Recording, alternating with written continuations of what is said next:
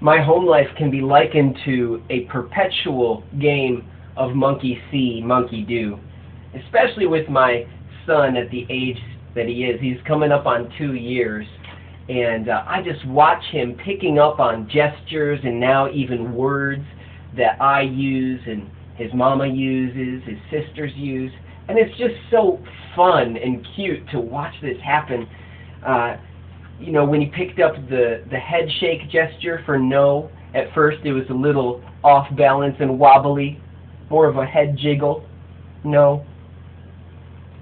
And I'll see him wipe his hands, because he's seen us wipe our hands after getting them dirty or something. It's just so cute, and it kind of touches my heart. I think God has that same experience with us, that there's kind of a game of monkey see, monkey do going on between us. And I think that's what our verse in the Song of Songs shows today. Song of Songs 1:16. Now remember, Jesus has just gotten done praising the bride, the church, us, for our beauty. He just finished saying to her, "How beautiful you are, my darling. How beautiful you are." And here we pick it up in verse 16, and she says right back to him, "How handsome you are, my beloved." Now I want to point something out before we go any further. The word she uses here for handsome is the exact same word that Jesus just used for beautiful. The only reason it's translated handsome is because it's being used for a male right now. It's the same word. He said to her, "How beautiful you are, my beloved, my darling." And she says to him, "How beautiful you are." It's a little game of monkey see, monkey do. She's responding to him with the same language of love that he spoke to her. First, Jesus loves her in this way. You're beautiful. And then she finds herself loving him in the same way. Beloved, that's how it is. We love God with the love with which he loves us. And I would go so far as to say we can only love God in the ways that we have been loved by God. That might be a bold statement. Again, let me give an example and see what you think. To my knowledge, I have never told my children how weak they are. I've never said to them, you know, you're children and you're really quite small and you're not able to pick up large objects. To my knowledge, I've never told my children how much stronger than they I am.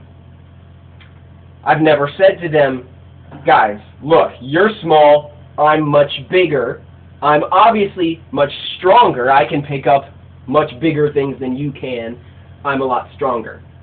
I've never done that. But what I have done is I've seen them do little tiny feats of strength, and I've praised their strength and said, you're so strong, you're so big. I find myself saying that to them all the time. What a big girl, what a big boy. Oh, you're so strong, let me see your muscles. Brr. I do that all the time. But my children don't believe that they're stronger than me. In fact, they know I'm stronger. I never had to tell them, but they can feel it, and they can see it. When I move the couch, whoa, they know that they can't do that, but Daddy can. And when I pick them up and throw them in the air and catch them, they know that they can't pick me up and throw me in the air and catch me. And I find them telling me how strong I am, even though I never told them that I'm super strong, which I obviously am. I mean, look at me. But I never told them that. All I've told them is that they're strong. And I see them using the same language that I've used for them. They use it with me. They say, Daddy, you're so strong. You're so big. That's how I think it is with us and God. That He praises our beauty, making us able to praise His beauty. He praises our strength, as tiny as it may be, the strength that He gave us, by the way, and that inspires us and makes us able to identify and praise His strength. Beloved, we're just not that perceptive and creative left to our own resources. We would never identify the praiseworthy attributes of God on our own. And if we were able to identify them, we wouldn't be able to be creative enough to think of a way to express that praise. So God comes to us and praises us first. He loves on us first, and then we love Him back with the same love with which He has loved us. And that's something that Jesus prays for in the Gospel of John, by the way. In fact, He prophesies it. We will love God back with the same love with which He has loved us. So that's what I'm talking about here, this little game of monkey see, monkey do. And that's what I think the bride is enjoying during this time. She's enjoying Jesus loving on her, giving her a new vocabulary with which to love God. Beloved, if you want a new expanded vocabulary with which to worship God, let Him love on you. Let Him talk to you. Let Him tell you how beautiful you are. Let Him identify traits in you that He likes. And with time, you'll find yourself praising Him for those same things in Him. If I'm strong in any way, you're infinitely more strong. If I'm beautiful in any way, since you say so, oh, you're infinitely more beautiful.